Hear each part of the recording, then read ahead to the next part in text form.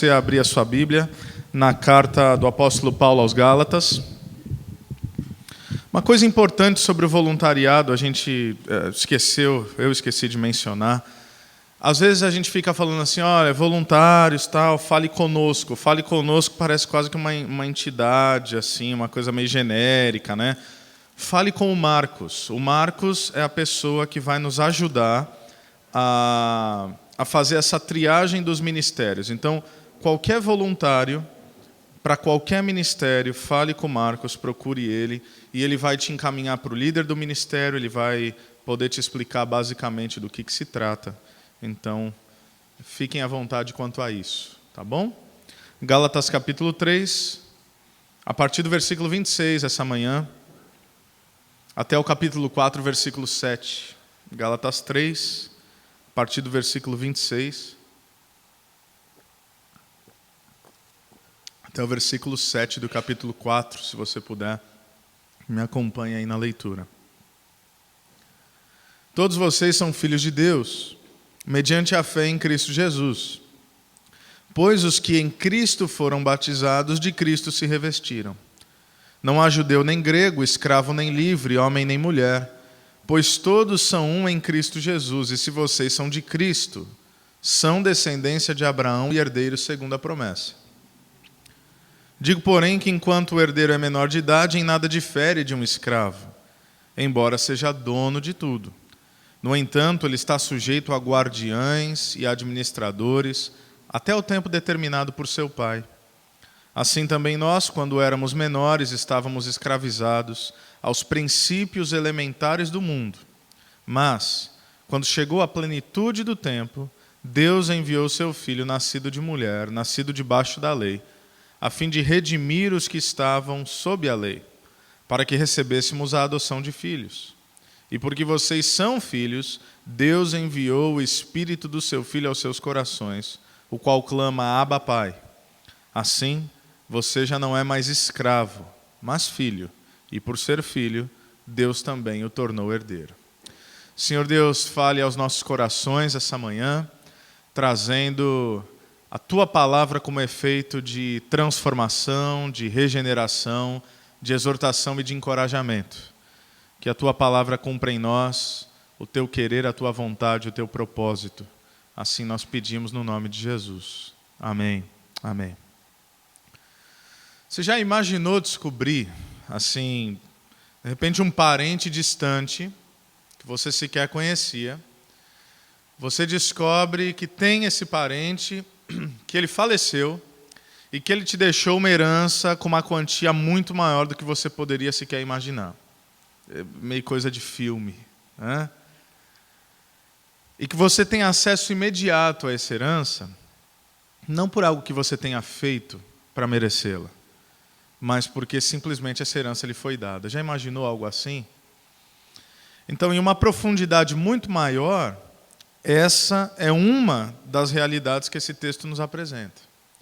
O Timothy Keller, falando sobre a ênfase desse texto, ele diz que a ideia de que somos filhos de Deus, filhos e filhas do próprio Deus, é a mola propulsora, da vida cristã. A nossa condição de filhos de Deus é o ápice da criação e o objetivo da redenção. O tema da nossa mensagem essa manhã é quando descobrimos que Deus é nosso Pai. Às vezes a gente está tão acostumado a falar, né, os filhos de Deus, o Filho de Deus, somos filhos de Deus. Eu quero que você entenda que ser filho de Deus não é uma condição genérica. Ser filho de Deus não é uma condição estabelecida sobre todo ser humano na face da terra. Pelo contrário, o texto bíblico ele vai nos dizer que outrora nós éramos criaturas, feituras de Deus, seres criados por Deus. Mas a condição de filho, ou olhar para Deus a partir de um conceito de paternidade, isso só acontece através de um outro filho, isso só acontece através do verdadeiro filho que é Jesus Cristo, mediante a fé, que é o que nós vamos ver aqui. Então, o Paulo ele tem tentado assim martelar na nossa consciência, nos mostrando que a religião ou a religiosidade está sempre dizendo faça, enquanto o Evangelho está dizendo feito. A religião é o homem tentando alcançar Deus. O evangelho é Deus efetivamente alcançando o homem. E na semana passada nós vimos que a lei ela tem seus propósitos. Ela nos serve como guarda, nos ensina a viver. Ela serve também como tutor, que é aquela figura que nos protege, ênfase que nós daremos aqui de novo, até o alcance da maturidade. Mas vale a pena dizer, em todas as mensagens, em todos os cultos, não é porque a lei tem seu propósito, e de fato ela tem, que ela nos dá a condição de nos relacionarmos com Deus. Porque não é por aquilo que nós fizemos, mas é por aquilo que Ele fez por nós. Então esse texto fala de algo sublime, fala de algo fundamental, fala de algo de extrema importância no nosso entendimento de quem Deus é, e pelo entendimento de quem Deus é, o como isso afeta a nossa caminhada naquilo que nós somos também. Esse texto fala de identidade. Tanta gente hoje em dia em busca de identidade, em busca de satisfação. A gente falou um pouco sobre isso na palavra de ontem, no culto dos jovens. Eu falei sobre essa busca da saciedade, tentando matar a sede por existência, em tudo aquilo que não é Deus. Na figura da mulher samaritana que está tentando ali matar sua sede e se encontra com Jesus, que é o único que de fato oferece água viva a jorrar pela eternidade. Então, em Jesus nós deixamos de ser sedentos para nos tornarmos fontes de água viva para jorrar para a eternidade. Então você não é aquilo que você tem. Você não é aquilo que é o seu sobrenome. Você não é baseado em quantas pessoas te conhecem. Você é aquilo que Deus diz que você é. E essa é a identidade plena do ser humano que encontrou-se com Cristo. Quem nós somos? Filhos de Deus. Isso basta. Isso nos supre de modo pleno.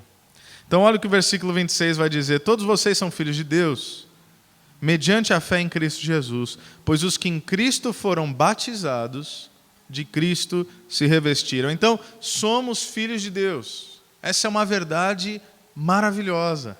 Não éramos.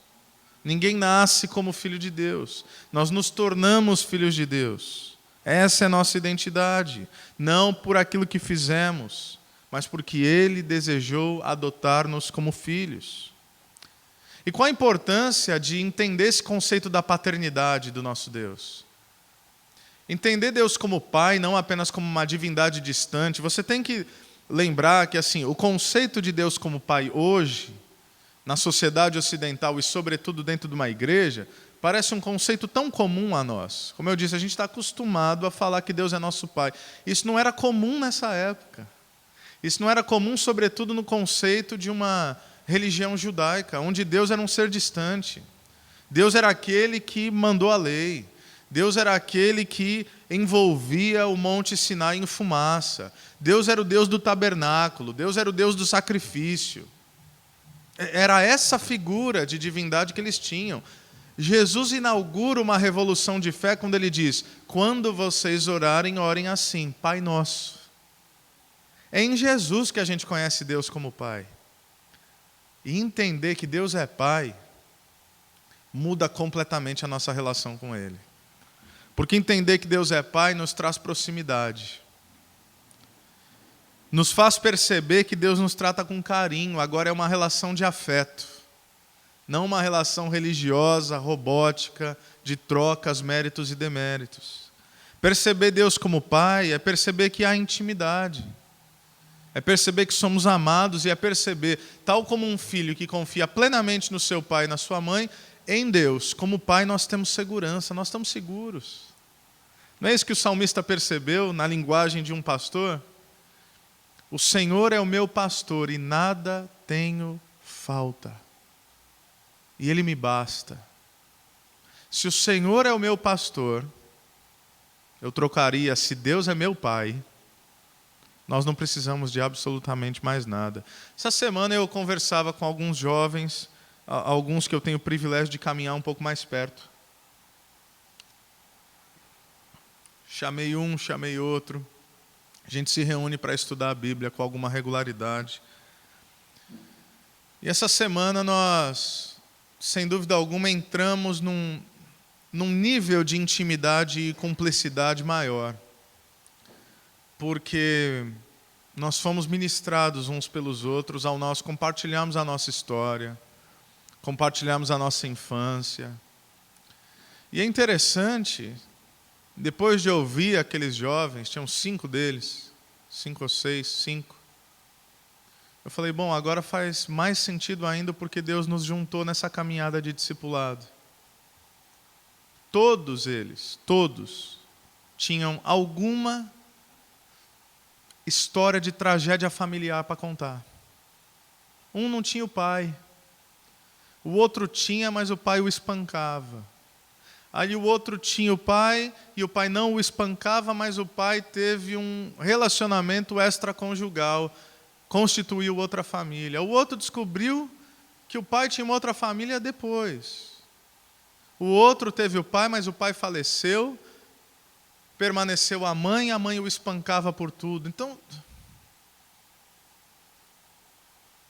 profundas deturpações ali do seio familiar.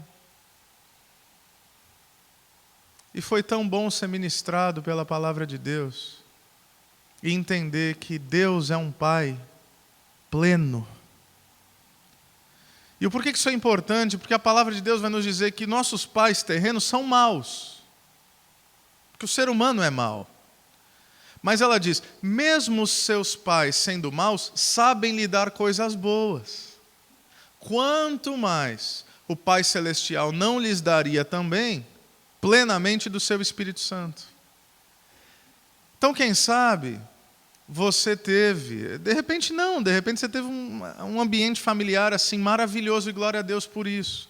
Mas alguns de nós tivemos deturpações no seio familiar. Um pai que não representava tudo aquilo que deveria, ou uma mãe que não representava tudo aquilo que deveria. Isso cria marcas profundas na tua alma. Isso gera assim traços da sua personalidade que você sequer se dá conta. Esses meninos, ao analisarem assim a sua história, perceberam lacunas, perceberam assim fendas da alma que eles não tinham percepção antes. E aí eles perceberam que algumas coisas que eles fazem está totalmente atrelada ao ambiente, está totalmente atrelada ao cuidado, está totalmente atrelada à criação. Marli falava sobre isso agora. É indissociável isso. Nós somos fruto do meio de onde nós fomos criados, queiramos ou não. Deus pode redimir tudo isso. E essa é a figura de Deus como Pai. A figura de Deus como Pai é a restauração de toda a deturpação humana. Não é um Deus, não é uma divindade, é Pai, e é um Pai pleno, é o Pai do jeito que deveria ser, é um Pai que ama, é um Pai que cuida, é um Pai que derrama afeto, é um Pai que traz segurança, é o Pai que nos coloca no colo. É o Pai que quando olha a maneira como nós tropeçamos e caímos, é o Pai que está do lado para pegar na nossa mão e fala, vamos caminhar tudo de novo. Entender que Deus é Pai, meus irmãos, muda e revoluciona a nossa percepção sobre aquilo que é o Evangelho, sobre aquilo que é a nossa vida e sobre a nossa identidade. A Aline lia outro dia, e aí a gente já leu várias coisas e fez pesquisa sobre isso. Pasmem. Você sabia que a ausência paterna cria marcas? Isso é científico, tá? Comprovação científica. A ausência ou a deturpação da figura paterna cria marcas muito mais profundas do que a ausência materna. Veja que interessante. Porque todo sentido de segurança, de confiança, vem da figura masculina. A figura feminina, ela traz outras coisas. Mas alguém que cresce sem pai, ou alguém que cresce com um pai que é uma deturpação da figura real da paternidade, é alguém que vai ser profundamente afetado por essa criação. Paulo está dizendo, Deus é Pai. E Deus é o Pai perfeito. Deus é o Pai pleno. Isso muda tudo. E como é que Deus se torna nosso Pai? Pela fé. Pela fé naquilo que Jesus Cristo fez. Não apenas crer que Ele existe, mas lançar toda a nossa dependência em Jesus. Dizer, Ele é o meu Senhor, Ele é o meu Salvador, Ele é meu Redentor. E aí diz que nós fomos batizados em Cristo, e eu amo a figura que o Paulo usa aqui. É a mesma ideia do batismo em água. E a gente gosta da ideia do batismo por imersão. Então, alguém que entra numa piscina, alguém que entra num tanque d'água, é uma pessoa que sai dali toda molhada. É impossível ignorar que aquela pessoa entrou na água. Você vê a pessoa, mas você vê também água. O que o texto está dizendo é que Deus quer nos mergulhar em Jesus. Para que, sendo imersos em Jesus, para que, sendo mergulhados em Jesus, ao sair, de certa forma, dessa experiência, as pessoas possam olhar para nós e nos enxergar. Mas antes de nos enxergar, tal como a água que haveria de ver sobre nós, eles vão nos enxergar cobertos de Jesus. Essa é a ideia de ser batizado em Jesus. Já não dá para ver apenas nós. Agora eu vejo você e eu vejo Jesus, porque Jesus inundou a sua existência. Você foi imerso, você foi mergulhado em Jesus Cristo. E você foi, ele também diz, de Cristo revestido.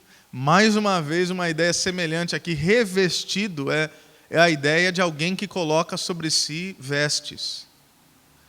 Então, não apenas você foi imerso em Jesus, mas você se vestiu de Jesus. A roupa que você usa é Jesus. Então veja a construção do pensamento dele. A tua identidade está em quê? Em filho de Deus, em cristão. Você foi imerso em Jesus, mergulhado nele. E você se veste de Jesus. E eu gosto dessa ideia. Porque a maneira como nós nos vestimos, ela afeta a maneira como nós nos enxergamos e, sobretudo, como outros nos enxergam. Você se veste de diferentes maneiras para diferentes ambientes. De repente, um tipo de roupa que você está usando num dia não é adequado para uma outra ocasião. Agora o pessoal está acostumado que eu estou fazendo casamento todo mês, é direto, mas assim, eu nunca uso terno, eu só usava terno para casamento. Aí quando o pessoal me via de terno, tá parecendo pastor, hein? Sabe? Por quê? Porque a maneira como você se veste comunica algo. Então vamos se vestir de Jesus. O Paulo não estava falando aqui, vamos nos vestir de Jesus como um mandamento. O que ele está dizendo é, você foi revestido de Jesus. Quando as pessoas olharem para você, elas vão ver que você teve uma experiência com Jesus. E por isso, não há judeu nem grego, escravo nem livre, homem nem mulher, pois todos são um em Cristo Jesus. E se vocês são de Cristo, são descendência de Abraão, e herdeiros segundo a promessa. Eu amo o fato de como a Bíblia é atual. Percebo o que o Paulo está dizendo. O que ele está dizendo é que em Cristo todas as barreiras caem. Não há judeu nem grego, cai a barreira cultural. Não há escravo nem livre, cai a barreira social. Não tem mais rico e não tem pobre. Não há homem nem mulher, cai a barreira de gênero, não tem o que é mais importante. Olha a atualidade da Bíblia. Nosso país está dividido por quê hoje? Nosso país está dividido por ideologias. Aí eu fico pasmo assim, de verdade, em cristãos querendo dizer qual é a resposta para o mundo. Se é machismo, se é feminismo, se é classismo, se é socialismo, se é capitalismo, é muito ismo. Você devia lembrar do cristianismo só. Aí a gente vê cristãos se matando para entender no mundo a resposta que só o Evangelho dá. Meu amigo, acabou barreira cultural, acabou barreira social, acabou barreira étnica, acabou barreira de gênero. Não tem mais nada disso, porque Cristo é tudo em todos. Agora, nós nos identificamos como comuns. Não é que não haja diferenças sociais entre nós. Negar isso é negar o óbvio. O ponto é que diante da cruz todos nós fomos nivelados pela pessoa de Jesus Cristo. E se estamos em Cristo, somos descendentes de Abraão e herdeiros segundo a promessa. O que isso significa? Que nada mais deveria ser capaz de nos dividir. Nada. Se você se identifica mais com uma ideologia política do que com o Evangelho, você não conhece o Evangelho. Ou você se esqueceu do que ele trata. Se você acha que a resposta para a humanidade é um homem, ou uma utopia, ou uma ideologia, seja direita, seja esquerda, meu amigo, esquece esse papo bobo que Satanás está usando para dividir a igreja de Jesus Cristo. Olha para Jesus, que em Jesus todos nós estamos nivelados, acabou toda a barreira, caiu tudo. Digo, porém, versículo 1 do capítulo 4, eu realmente fico pasmo com quão atual a Bíblia é. Parece que é assim, Paulo escreveu semana passada esse negócio. Digo, porém, que enquanto o herdeiro é menor de idade, em nada difere de um escravo, embora seja dono de tudo. E aqui é incrível como ele também constrói esse pensamento para nós. Paulo está querendo apontar esses cristãos para a maturidade. Esse é o alvo da vida cristã. Lembra lá em Efésios 4? Diz que Cristo concedeu à igreja dons, presentes, ofícios. Apóstolos, profetas, evangelistas, pastores e mestres. Para quê? Para auxiliar os santos, para equipar os santos, para preparar os santos para toda boa obra, para que eles sejam levados até a estatura de varão perfeito, ou seja, para que nós cresçamos, para que a gente deixe de ser menino na fé, para que a gente deixe de ter uma relação infantil com Deus. O Antônio Carlos Costa, falando sobre esse texto, ele diz que Paulo quer tirar a igreja definitivamente do Antigo Testamento. É esse o propósito aqui. Ele quer que eles gozem, ou que nós gozemos da liberdade que vem junto com a maturidade. Isso é muito importante. É a liberdade vivida com responsabilidade. Porque o Paulo está dizendo que há uma figura aqui, e ele está de novo usando aquela ideia do aio, do tutor, aquele que cuidava da criança até que atingisse a maioridade e respondesse por si mesmo. O Paulo está tratando a ideia de que a liberdade deve ser vivida com responsabilidade. Porque você pode até ser herdeiro, mas por não ter maturidade, você vive limitado, portanto, como um escravo. Estava conversando com a minha esposa essa semana, eu lembrei de uma história dela que de repente nos ajuda a entender. A Aline sempre foi muito generosa, ela é até hoje, não é porque é minha esposa, mas ela realmente é generosa. E quando ela era pequena, estudava lá numa escola, e tinha uma cantina nessa escola. A mãe dela foi lá, abriu conta na cantina. Então o que ela fazia? Ela comprava o lanche dela, a ordem era o seguinte, compra um salgado e um suco, um refri, né? Alguma coisa assim, um salgado e uma bebida. Ela ia lá, comprava o salgado dela, a bebida dela, os amiguinhos chegavam perto, ela comprava salgado e bebida para todo mundo. Chegava no fim do mês, você imagina, né?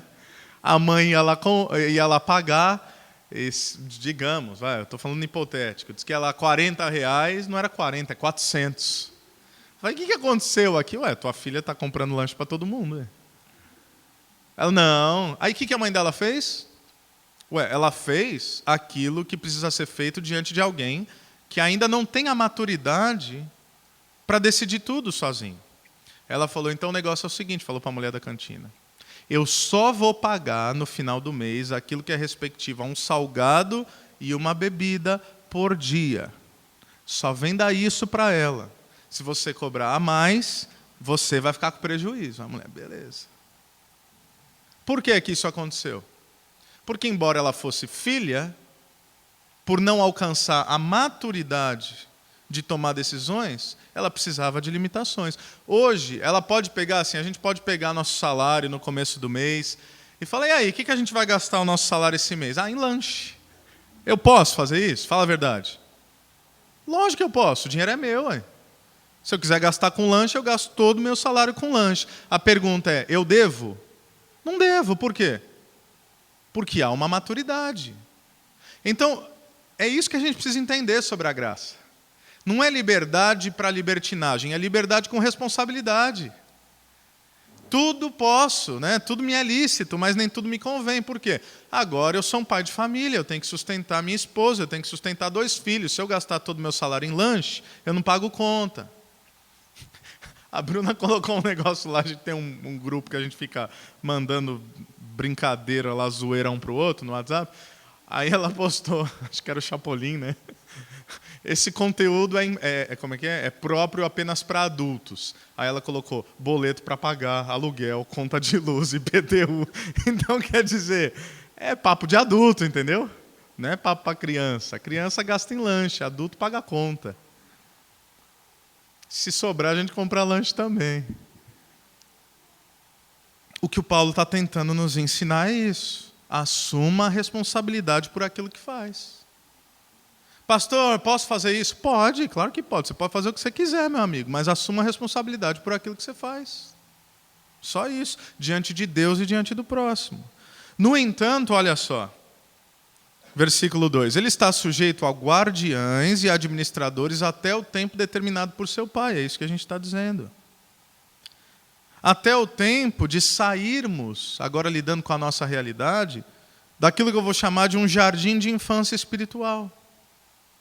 E de novo, essa coisa do pode ou não pode. Assim, quem está caminhando agora na fé, quem está tendo um contato com o Evangelho, por favor, pergunte tudo. Tudo. Como é que é a vontade de Deus? É isso, não é aquilo? Eu vou por aqui, vou por ali, devo, não devo, é lícito, não é lícito? Está tudo certo. O problema é quando a gente assim tem, sei lá quantos anos de caminhada, já deveríamos ter alcançado a maturidade de filhos e ainda caminhamos com a maturidade de um escravo, ou com a mentalidade de um escravo. Outro dia eu vou falar, não é expor ninguém, mas acho que não. Chegou lá, tem um canal aí da internet e tal, aí veio fazer umas entrevistas. E, assim, uma série de perguntas, eu faria um vídeo sobre cada pergunta, né? Uns meninos bons, tal, os meninos de Deus. Eu não sei se eram dúvidas deles. Então, para deixar claro, de repente não é dúvida deles, é dúvida de quem ouviria. Vamos lá. Olha o tipo de pergunta. É pecado usar Sky Gato? Pergunta 1. É pecado tatuagem? Aí outra pergunta. Por que é pecado ingerir bebida alcoólica? E por aí vai, você já entendeu o ponto. Pergunta de criança. Entendeu? Pergunta de gente que está no jardim de infância da fé. Que ainda vive uma relação com Deus do pode ou não pode. Isso é imaturo porque está tentando assim testar Deus. Sabe a criança que quer botar o dedo na tomada e você fala, não põe o dedo na tomada, moleque. Aí ele vai olhando para você, vai olhando para a tomada, assim, ó. Um olho em você, olho na tomada. Ele vai ver para testar os seus limites, até que ele põe o dedo na tomada. Isso é atitude de criança, gente, que fica testando Deus, que fica, posso ir até aqui, posso ir até ali, posso ir... Essa coisa tão simplista do pode ou não pode. Você pode fazer o que você quiser, meu amigo. Só assuma a responsabilidade por aquilo que você faz. José Bruno fizeram umas perguntas para ele, né? Aí, pode isso, pode aquilo. Lá pela terceira pergunta ele não aguentou. Ele falou, meu amigo, você pode fazer o que você quiser. Você pode trair tua mulher, você pode usar drogas, você pode fazer o que você quiser. Tá certo? Não tá certo, mas você pode, velho. Depois morre com as consequências. Infantil. Jardim de infância. E eu acho que é por isso, assim, a nossa fé cristã, evangélica no Brasil é infantilizada. É por isso que os pastores são tidos assim como uns arautos, sabe, da profecia, como uns oráculos. Porque o que é mais fácil? Eu refletir sobre a vontade de Deus, ou eu chegar no pastor ou no apóstolo e falar, pastor, estou pensando em comprar um carro, você acha que é vontade de Deus? Pastor, estou pensando em vender um terreno, você acha que é vontade de Deus? Pastor, estou pensando em viajar, sair de férias, será que Deus quer que eu vá em junho ou em julho? Pelo amor de Deus, gente, vamos crescer. Não é para vocês, tá? De verdade, não é mesmo? Não, não é, vocês não fazem isso. Eu já vi muito isso. Meu Deus. Vamos parar por aqui. Algumas pessoas precisam de limites? Precisam. Por exemplo, eu tenho lidado muito com jovens. Jovem precisa de limite. Por quê? Que ainda não aprendeu a ser homem. Que ainda não aprendeu a ser mulher. Então, de repente, o camarada chega e ele fala assim: pastor, é pecado ingerir bebida alcoólica? Eu falo: não, pecado é se embriagar. Aí, tá bom, é que eu bebi um engradado ontem. Então você não pode beber. Então, para você é pecado. Deu para entender? Com criança a gente lida assim. Eu tenho filho. Filho é sim e não. Por quê? Não tem porquê, porque é. Pronto. Uma fé madura pressupõe liberdade. Uma fé infantil precisa de limites. Pronto. Simples assim. Só que o alvo é que todos alcancemos a maturidade. O que o Paulo está dizendo é: cresçam. O que o Paulo está dizendo é: vocês são filhos, então vivam como filhos, deixem de viver como escravos. Até o tempo determinado, ou seja, até que se atinja a maturidade. Até que sejamos regidos, não mais pela lei que vem do lado de fora, mas pela consciência gerada do lado de dentro. É o Espírito Santo de Deus. Hoje eu obedeço, por quê? Porque eu tenho medo da lei? Não, porque o Espírito Santo de Deus habita em mim. Hoje eu obedeço, por quê? Porque eu tenho medo de Deus me punir? Não, porque eu vivo de modo a tentar agradá-lo, porque Ele é meu Pai, que me amou com um amor infinito. Entendeu? A consciência é outra. Assim também nós, versículo 3, quando éramos menores, estávamos escravizados aos princípios elementares do mundo. Há muita discussão sobre o que são esses princípios elementares do mundo, mas versículo 8, que a gente não vai ver hoje, 8 e 9 parecem nos dar uma explicação plausível. É essa fé que ainda está no ABC, está no beabá. Os princípios elementares, assim, não é nem o fundamento do Evangelho, são as questões mais básicas, mais ingênuas até, da vida, mas uma vida que se é percebida pela religiosidade. Ou como alguém certa vez disse, é essa relação básica de causa e efeito. É de novo tentar lidar com Deus baseado naquilo que eu faço ou deixo de fazer. E é princípio elementar do mundo, porque mundo aqui dá a ideia de algo passageiro, algo temporal, algo que não tem implicação eterna. Então, o que é viver pelos princípios elementares do mundo? É tentar viver uma religião baseada no agora, não naquilo que é eterno. É o toma lá da cá. É tentar gerar uma relação com Deus, vamos ver como é que fica diante do que eu faço ou do que eu deixo de fazer. Antônio Carlos Costa define da seguinte maneira: é a relação infantil que consiste na prática de idiotices para impressionar a divindade. É por aí. E a espiritualidade da performance. É querer guardar datas sagradas, querer seguir ritos, querer ainda ter práticas. É o tipo de entendimento que só inviabiliza a vida. Hoje, a gente já sabe o que desagrada ao Pai. Por quê? Porque a gente conhece não mais a vontade dEle apenas, a gente conhece a Ele. Temos um relacionamento com Ele. Agora eu sou regido de dentro para fora. E essa é a verdadeira santidade. Que não acontece apenas de modo aparente. Tem muita gente que vive uma santidade aparente, baseado naquilo que os outros veem. A verdadeira santidade, ela emerge de uma consciência transformada. É a fé do Novo Testamento, que é uma fé completamente descomplicada. E eu quero que vocês pensem sobre isso, porque parece assim uma coisa de densidade teológica, mas isso muda a nossa vida. Por exemplo, se a fé do Novo Testamento é uma fé descomplicada, quanto mais burocrática a relação com Deus, mais perto da lei do Antigo Testamento você está. São esses malabarismos espirituais motivados por um entendimento equivocado de Jesus e da graça. Quer alguns exemplos? Eu já fiz parte de ambientes religiosos onde o camarada comprava o carro e levava a chave para o pastor ungir o carro. Porque se o pastor ungir o carro e orar pelo carro, ele não vai bater o carro. Hã? Já passou por aí? Eu já tive lá.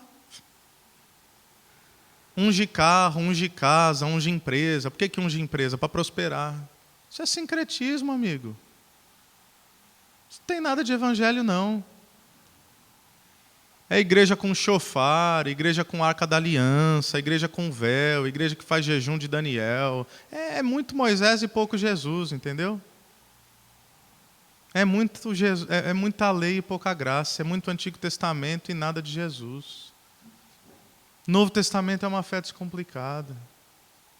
Você não precisa de nada disso. Mas, graças a Deus tem um mais, porque fica pesado, né? Mas, quando chegou a plenitude do tempo, Deus enviou seu Filho, nascido de mulher, nascido debaixo da lei, a fim de redimir os que estavam sob a lei, para que recebêssemos a adoção de filhos. Então, a história estava ruim, a história estava pesada, mas Deus agiu. Mas Deus enviou no tempo certo o seu Filho, nascido de mulher, ou seja, ser humano, totalmente divino, nascido debaixo da lei, ou seja, sob esse peso da lei também, a fim do quê? De nos trazer a redenção, de pagar o preço exigido pela lei. Qual era o preço que a lei exigia? Preço de sangue. Jesus pagou. Jesus pagou com o seu próprio sangue. Para quê?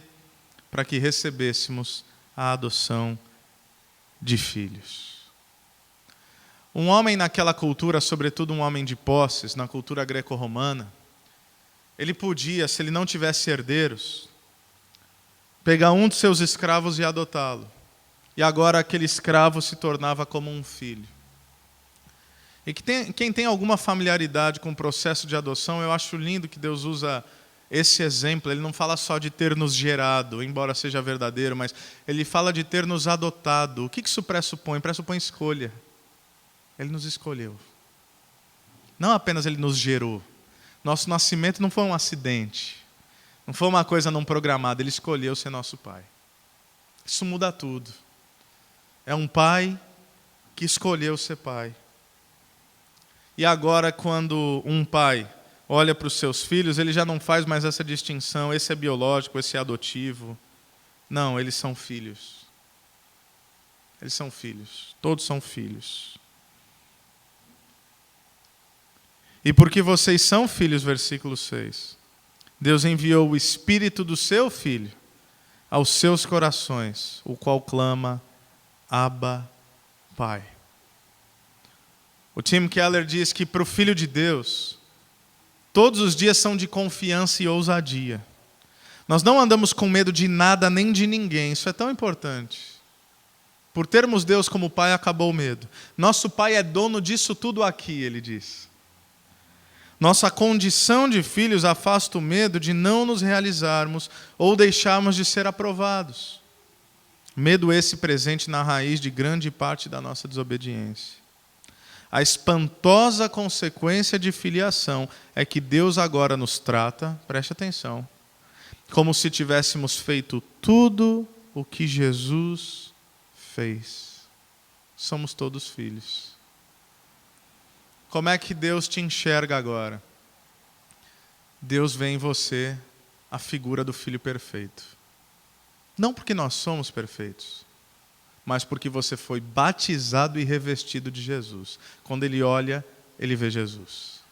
Ele vê o sangue de Jesus que cobre todo pecado. Ele vê a cruz de Cristo, que foi objeto de redenção para a nossa existência. E isso parece, às vezes, né? Às vezes as pessoas me perguntam, mas como eu sei? Primeiro, é uma questão de fé. Mas segundo, ele não nos concede apenas essa realidade conceitual, por assim dizer. Ele nos envia o Espírito. O Espírito habita dentro de nós. O que significa agora? Que não é apenas o conhecimento, mas é a experiência. Não é apenas eu sei, mas é eu sinto. Diferente de uma fé emocional. Mas uma fé que sim é traduzida também pelas emoções. Não apenas por aquilo que eu tenho uma convicção intelectual, mas o Espírito Santo de Deus testifica no meu coração e no teu coração, clamando em alta voz. Essa é a figura quando diz, quando nós clamamos Abba Pai, a ideia é de um grito. É um grito que surge, que emerge do nosso espírito, a partir do Espírito Santo de Deus, em que nós gritamos, o Senhor é nosso Pai. Abba é uma expressão interessante. É a expressão como de um bebê. Um bebê judaico, traduzindo aqui para as nossas expressões, ao invés de falar pai, Abba seria papai, papá. O mais simples possível. A ideia de Abba é um bebê que balbucia tentando chamar o pai. Pureza, ingenuidade e intimidade, é isso que o Espírito Santo nos concede. Papai. É para a gente gritar a plenos pulmões e a gente clamar em alta voz. É um senso real da presença de Deus. É como um filho que chama pelo seu pai porque sabe que o pai está ali. É intimidade e acolhimento. É a fé que nos traz convicção e é o Espírito que testifica em nossos corações que Deus é Pai. Assim, versículo 7. Você já não é mais escravo, mas filho. E por ser filho, Deus também o tornou herdeiro. Se recusar a viver a liberdade em Cristo de modo responsável é ser filho e querer viver como escravo. Eu encerro te lembrando daquela história lá em Lucas 15, história que geralmente nós chamamos da história do filho pródigo, você se lembra disso? Um filho mais novo que pega a herança do pai ainda em vida, vai embora, gasta tudo com as piores coisas, com prostituta, volta arrependido, é acolhido pelo pai. E aí você pensa que a ênfase da história é só essa. Só que a ênfase da história nunca foi o filho, a ênfase da história sempre foi o pai. Porque tem um outro filho, o filho mais velho, que continua ali, que obedece tudo, que faz tudo direitinho, que cuida do gado, que cuida da fazenda, que manda ali nos empregados. Teoricamente, o mais novo era o filho ruim e o mais velho era o filho bom. Teoricamente, o filho mais novo é o que não entendeu o evangelho e o filho mais velho é o que entendeu o evangelho. Mas não é nada disso. Porque o filho mais novo que abandona o pai, mas volta, esse entendeu o evangelho. Porque voltou, sabia para onde é que precisava voltar. O filho mais velho que fica e obedece tudo, de modo ritual, de modo irrepreensível, de modo perfeito. Quando o filho mais novo volta, se indigna. Porque mostra o quê? Mostra que não havia entendido a relação entre pai e filho. E quando o filho mais novo volta, ou seja, o seu irmão, ele fala para o pai, como é que você está acolhendo esse teu filho aí de novo? Eu sempre fiz tudo para você. Eu sempre te obedeci. Eu sempre fiz, entendeu? Fiz. Quem muito faz, numa mentalidade de escravo e não de filho, acha que tem crédito e um dia vai cobrar de Deus. Sempre fiz tudo para você e você nunca me deu um pedaço de carne. Agora vem esse teu filho irresponsável, você mata um novilho gordo para ele? O que o pai fala? Filho, tudo que eu tenho é teu. Como assim nunca te dei nada? Tudo que é do pai é teu. Uma coisa que aquele jovem não havia compreendido. Não havia assumido o privilégio de ser filho, mas sendo filho ainda vivia com a mentalidade de escravo. O encorajamento dessa manhã é que a gente possa desenvolver cada vez mais uma fé que sai do jardim de infância, uma fé responsável, mas uma fé que é sustentada pelo amor. Uma fé que olha para Deus não como um ser tirano, mas uma fé que olha para Deus como Pai. Cheia de afeto, cheia de carinho, cheio de graça e cheio de misericórdia. E que esse entendimento de que Deus é nosso Pai possa, inclusive, tal como semelhantemente eu falava ontem aos jovens, resolver nossas carências. Lembra aquilo que eu falei no início? Que a carência de pai nos afeta profundamente? Pois bem, agora você tem pai. Você tem o melhor pai. Você tem o pai perfeito. Por isso agora você não precisa mais viver crises de identidade. Por isso agora você já não precisa tentar provar nada para ninguém, baseado no esforço humano. Por isso agora você já pode abandonar as tuas carências, você já pode abandonar esse teu desejo absurdo por reconhecimento, fruto de vaidade. Quem sabe o desejo de sentir-se completo em uma outra pessoa, em um emprego, em um status social, enquanto você tem ou deixa de ter. A gente vai adquirindo coisas, a gente vai se relacionando com pessoas, que a gente acha que aquilo vai nos suprir, quando na verdade a única coisa que nos dá um senso de segurança pleno não é com quem a gente se relaciona ou aquilo que a gente possui, é saber que Deus é Pai. Porque no Pai eu tenho plena segurança. No Pai eu estou resolvido. Amém? Vamos orar. Senhor Deus, nós te louvamos por ser nosso Pai.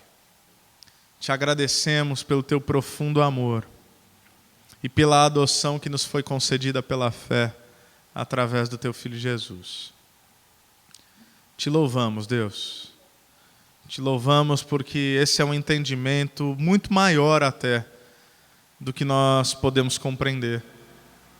Quem sabe algumas das coisas que nós ouvimos essa manhã ainda não fazem total sentido na nossa mente e coração, mas que essa semente que foi plantada possa germinar e possa frutificar. E essa voz que ecoou essa manhã em nossos corações possa reverberar hoje e sempre. Que ao encontrar Deus como Pai, toda outra busca caia por terra, porque agora não há mais o que ser achado, o Senhor nos achou. E isso é o que importa. Qual é a nossa identidade? Filhos de Deus. Não há melhor identidade do que essa. Não há maior identidade do que essa. Em Ti nós estamos seguros. Em Ti a nossa carência por amor foi suprida. Em Ti nossa carência por afeto foi suprida. Em Ti nós encontramos descanso. No Teu amor nós encontramos descanso. Ajuda a nossa alma a repousar, Deus, alma tão inquieta por vezes, alma tão ansiosa, tão angustiada, tão precipitada, tão vaidosa. Nós queremos repousar em Ti. Às vezes a gente só precisa do colo do Pai. Não sei se todos nós tivemos isso aqui, humanamente falando. Mas o Pai eterno e o Pai celestial é aquele que renova, restaura e cura tudo aquilo que precisa ser renovado, restaurado e curado na nossa existência. Descansemos em Ti. Oramos no nome de Jesus. Amém.